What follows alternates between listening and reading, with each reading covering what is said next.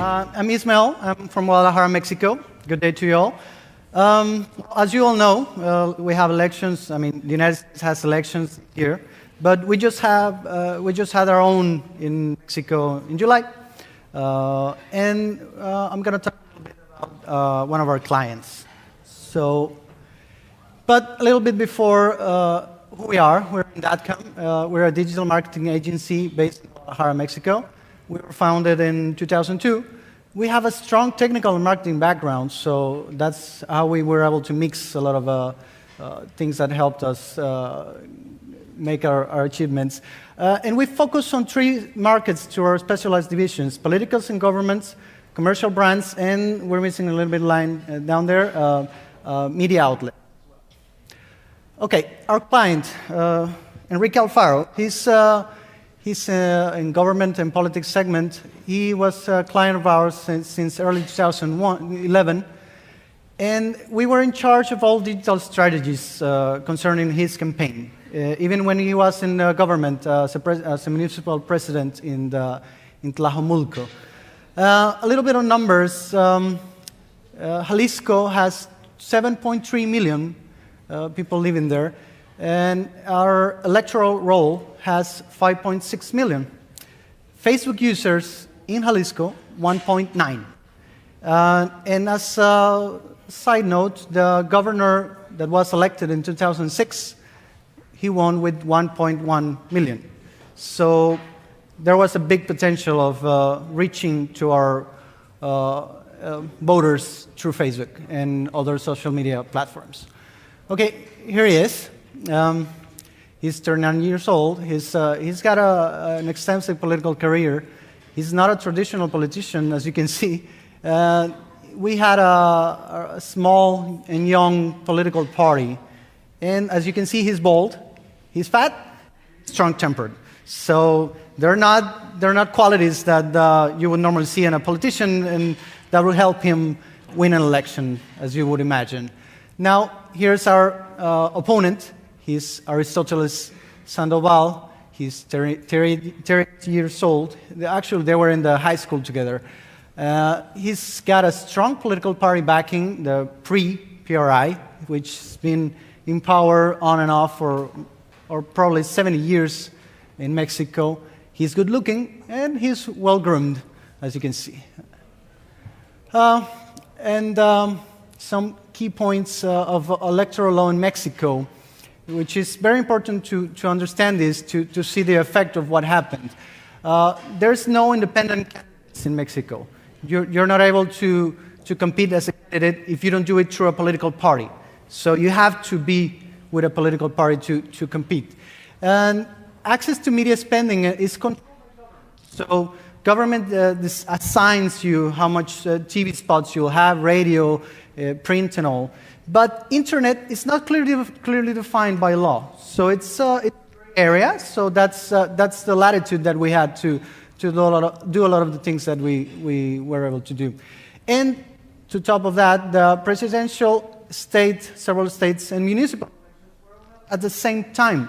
So it was a big mess of politics, the whole country, and that shifted things to political parties would help the federal to local governments. And we were starting to see that the old political party, PRI, was coming back. Okay, the starting point for the campaign, as I said, he's got a Movimiento Ciudadano. It says the eagle down there. It doesn't have very good regional structure in Jalisco. It's a local party with minimal access to traditional, as I mentioned, because on the past elections, there were very little votes, so the access is very minimal. It's 5th on the region on Jalisco, so we started pretty much on the bottom. And as you can see, we started with 10% voting intention at the start of the campaign. We attributed that component 9% to the candidate, which was very well liked, and 1% to party. So that as a starting point, it will develop later on the presentation. Okay, what we did, digital ecosystem that we implemented, I mean, strategic websites, around 6 or 7 websites with different objectives media, of course, Facebook, Twitter, YouTube, Livestream, Flickr. We decided not to use Google+. It wasn't ready yet. The market is not big enough. We did a lot of real-time coverage of all events. So all our supporters were able to see the campaign trail all the way around. Every day, they could see everything happening. Opt-in email campaigns, ad campaigns, Facebook, Google, and YouTube, and lots and lots. Here's some examples. You can see he's a bald guy, like I mentioned, so we set out to make a point of that. And in Spanish, this will translate to something like, it's a reference point on a line. So if you can say, oh, there's the bald guy. So you would see it in there. The luchadores in Mexico, a lot of them are bald, so we reference that. And top that off, a lot of the candidates of the party, they were also bald. So, I mean, it served our purpose a little bit well. And we also did a lot of different content that were very targeted to the audience that we were speaking with. I mean, we know there's a lot of young audience on Facebook and in Guadalajara and Jalisco, so we targeted that, and also not so young, so it would still appeal to them. At the end of the campaign, we came out and say, hey, go out and vote happy. Vote happy. That's vota feliz. And that's the actual hand of our candidate, and we just drew a little funny face, and it ended up being very well received. So I didn't bring any videos, but we had tons of videos, some produced in a traditional manner. You would expect the candidate and so. But we also did a lot of animations and a lot of short films to help illustrate what he was trying to say in proposal for the city. So, and they would have a really great engagement, as you can see on this one. Okay, here's it's tough, but it says a clear ROE case study for this. I thought it was a good point in this conference. We had probably in the middle of the campaign, May 27th, an event we called Pasos for Esperanza, Steps for Hope. And we were a massive gathering at the main plaza downtown. As you can see on the photo, it was quite a good gathering. But the main thing here is we launched the invitation late, 4 days in advance. Only 4 days in advance, and the only communications channel that we used was social media. We didn't have time to do anything else. I mean, we printed out some flyers and such, but the main communication channel was social media. So we had official estimates of 40,000, and our estimates is 10,000 more. So we gathered 50,000 through social media. So I think it's a really good turnout if you think about it in that sense. Here's a photo of the event on the candidate's perspective. That's the main plaza. This would circulate on Facebook, etc., YouTube. And we used social to analyze what happened the day before and after. And as you can see on the spike there, that's the day after the event. So we see a higher than normal average engagement rate directly related to that event. You can see our people talking about also pushed forward and maintained for a full week right after the event. So it was a good offline, online sort of thing. Okay, we used our campaign monitoring tools for tracking. We use Socialbakers Analytics Pro. Radiant 6, we used to classify all content manually for sentiment, and Google Analytics and other tools. Particularly with Social Analytics Pro, we used it to identify performance on our social media efforts, monitor and compare competitors' performance, improve content, select optimal times to post premium content to maximize engagement. We were always looking for engagement. We were always looking for ways to get more engaged with our voters, with our possible voters. And we also identify patterns. As you can see here, this is Twitter for Enrique Alfaro and Aristoteles, and there's a weird thing happening there. It's a short story. The other party, the third party on the triad, they thought it was a good idea to add 4,000 fake Twitter profiles, eggs, as you would say, and the day after, they just took them away. They were trying to make a media something. Didn't happen. It helped. Socialbakers would always help us to see what patterns were happening with our KPIs. And here's a small case of that, which I call the curious case of rapid growth and subsequent decline. And I'm going to ask Helen later about this, but at the beginning of the campaign, we had a race to who would have more likes or more fans. We knew that wasn't very important to us, but the other guy thought it was. So at the beginning of the campaign, we had more likes than our competition, and they clearly wanted to shift that balance. So you can see here the race actually happening, and the red one starting to push, and we would push a little bit, and then we convinced the candidate not to worry about the likes. I mean, we had more and more engagement content than him, so let's not worry about the likes. So we drop it, and at the end, people would just follow us more organically and click on our like stories and such. And then, this happened like 2 or 3 weeks ago. We saw this happening. The Aristoteles Facebook page started losing sharply fans.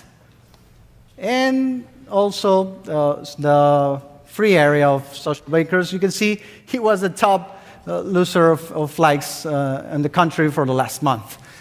And we attribute this, we suspect that the massive loss of likes was due to the recent Facebook policies removal for fake profiles. So we saw a lot of candidates buying fake profiles on overseas, as you probably know. And this is another way that we use Socialbakers to identify our trends. Well, there's a little bit of a joke. We had a supporter that would go downtown and he would do his own poll with the people. So he was just put out this and asked the people to vote. He was doing his own poll, and at the end of the campaign, we asked the candidate to go down and vote. But in this content, this is an example of the content that would, as you would imagine, fly us very, very quickly. Okay, some conclusions. The campaign that relied heavily on internet and social media. Like I said, initially we had 10% of votes in the polls, finished second, receiving 34% of electoral votes, 4% behind the winner, which is Aristoteles. We lost, yeah. But we became the second political force in the state. This is our big win. And I think we shifted the political paradigms of parties. What I'm saying here is PRI and PAN, they were the two big parties in Mexico. And they've been like that for one 40 years, the other 70 years. So we had a competitive campaign without access to traditional media. This is basically internet, because as we would say during the campaign, we had a cult of one spot per day. So we didn't know at time of the day that single spot would appear, but that was the only thing we had in massive media. One radio and one TV spot. The rest was internet. So I think this helps us illustrate that point. Here's the final graphs. As you can see, we started down here at the bottom, and we came up to 34.4%. And I'm pretty sure we won, but the Electoral Institute disagrees with me. But in internet-wise, I'm pretty sure we were very successful. And on our side, as a digital marketing agency, we see this success. The political strategy was planned well in advance, over 2 years before the election. They were preparing, the political team, and then when we arrived. The digital strategy was tightly integrated to all campaign aspects, so they put us right in the middle of it. So we were part of the war room decisions. And this is something that really changed things, because they started thinking what they would need to do in order to get the digital channels working correctly. So it was also an understanding between the political team directly with the candidate.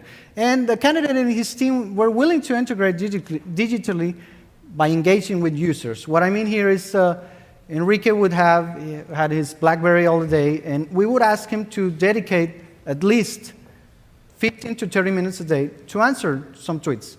And the people responded very well to that. And he even did that when he was traveling, and people found out about that. It elevated engagement for sure. And metrics and insights influenced campaign decisions. So we would send him reports of what was happening out there, and he would shift his speech, and he would direct his comments to the digital audience. So it was a two-way thing that would happen online and offline. He was at rallies and stuff like that.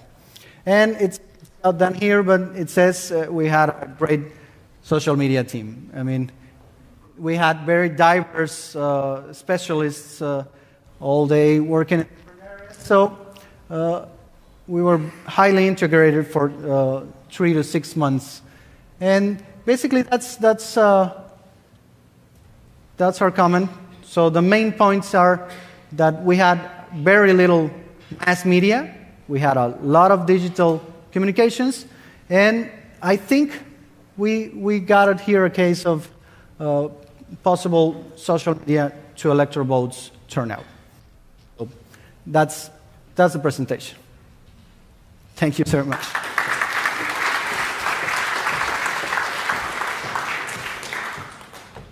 Thank you so much. So once again, anybody has any questions, I'm just going to remind you to introduce yourself before you ask your questions, and wait for the lovely lady to actually give you the microphone. Who wants to start? Over there. My name is Michael Denise, and I work for a company called Workcraft. I can hear I'm sorry? a little bit higher. So Sure. You said the bipartisan political paradigm had shifted. I would like to know how permanent you think those effects are going to be. Okay, yeah. Well, like I said, we ended up second in the region, and I mean, the elections just ended, so things are going to change in the next months, and so. And the old party that came into power, the they're going to do everything in their power to regain the confidence of the citizens. You might have seen around even social media that the elected president is not very well liked even outside of Mexico, and he's not in office yet. So, but what I'm saying is there was two main parties. The PAN was the reigning one. The right now president in Mexico is from PAN and PAN, and the new one is from PRI. So, and Movimiento Ciudadano, which is a very relatively new party, it's 2 or 3 years old. So that's what I'm saying on shifting the paradigm, because we were able to break that barrier, bring the second one, which was the first right now, to a third, at least on the region. The rest of Mexico is more complicated, but at least on Jalisco, which is the third most economically strong state in Mexico, that paradigm was broken, and that party went down. So I don't know how it's going to last. It depends. I mean, we're still working with the candidate. He's going to run for office in 2015 and 18. I mean, he's got a clear mind, and I mean, he's weird to say for a politician, but he's a good guy. I mean, I've worked with a lot of politicians over my career, and he's one of the good ones. So I think that, combined with the possibility of him being able to interact with these possible voters, that that really might change things for the long run. Let's hope. Thanks, and good luck. Thank you. Yes. We'll need it. In the middle. My guess is you're from Israel. I recognized your accent earlier. Shalom. Shalom, shalom. Good morning. So I came from Tel Aviv this morning. I wanted to ask whether, well, you saw a really nice graph of the development of your candidates. Not this one. Oh, well, if you can put it, I'll bring it back. And you mentioned that basically the only thing that you guys did is online, digital, and social stuff. However, I wanted to ask if you could not only correlate but also show, cause and effect between things that you did in the digital arena and the results, apart from time and correlation. The last part that I didn't grasp.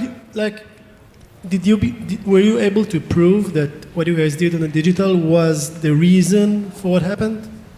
Well, no, I mean, we're still doing a lot of studies and we're still processing all the data from very different sources and platforms. But my starting point is very simple. He didn't have any TV, any mass media. The only mass media, as you would say, was internet. So that's the only thing I can relate on that area. And, perhaps it was really good. It's the only thing you can actually measure. Yeah, exactly. And if you succeeded and that was the only thing that you did, then obviously it worked. And there was no need for the rest of it, correct? Yeah, exactly. I mean, we had flyers, we had ground campaigns, we had stickers.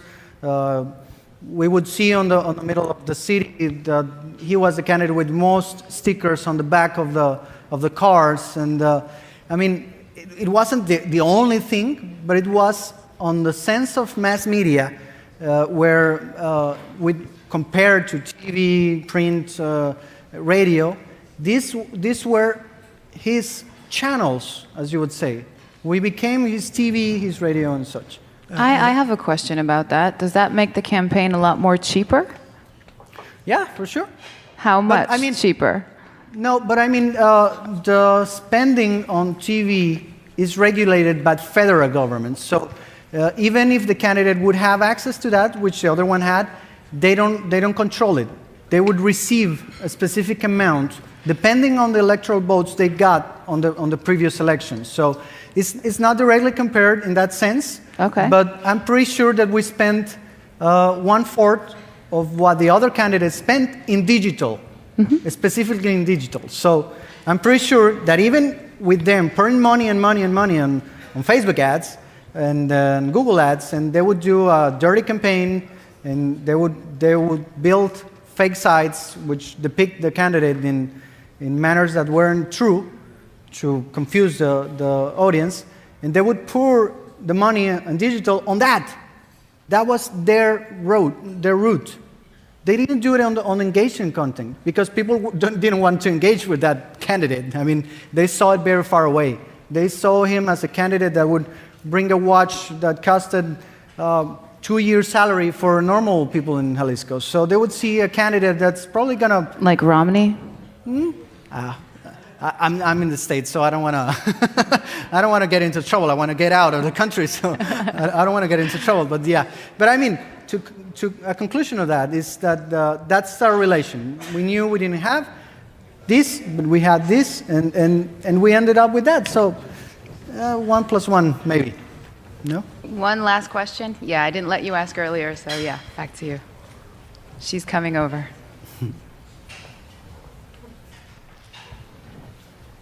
Just remember to introduce yourself. I'm Cindy Ragab. I work for the World Bank. I'm a social media coordinator for the Middle East and North Africa. And I had a couple questions for you. How did you manage engagement in a politically sensitive environment?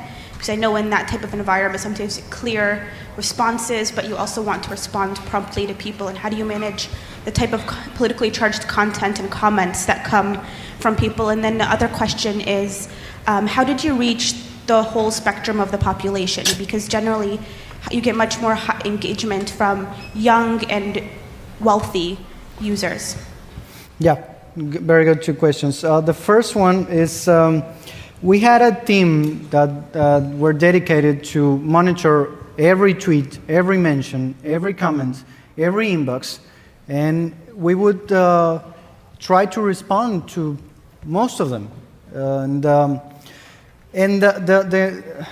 This is particular because when I said at the end that digital was integrated with war room and with the core of the political campaign, that's how we were able to come back with straight answers and not just a typical, oh yeah, we'll get back to you and then forget about it, or yeah, he's very good, he's gonna do it. No, we wanted to come back and respond to those questions as clearly as possible and as real as it can be of what the candidate would think.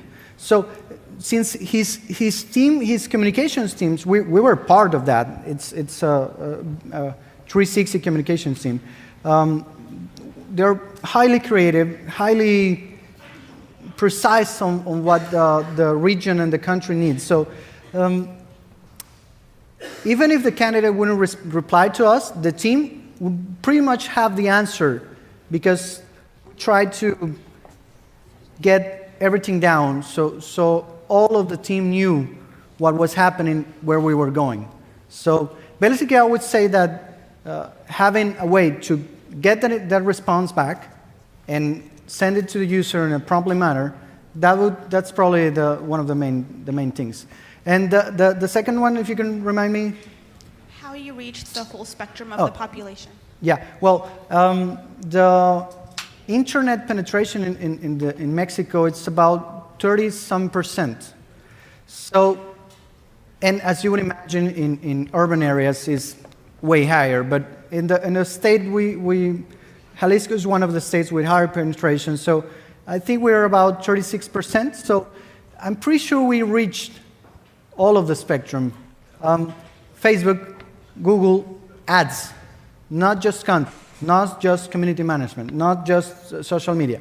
We had to use ads. We had to use ads to reach the full audience.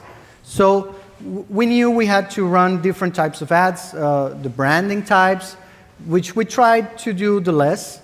It wasn't our objective to get the people to know his face. We wanted to get the people to know what he was thinking and he was proposing. So we knew a component of branding, small one, but the biggest one was in content. We would promote content all day long. Every post, and we would monitor very closely the performance, and we would try not to do more than 3 to 5 posts a day. We were very strict on that, and we would go back and review and see if that was correct.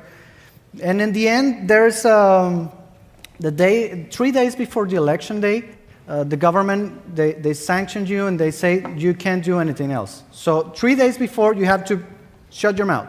So what we did is we packed Facebook with content.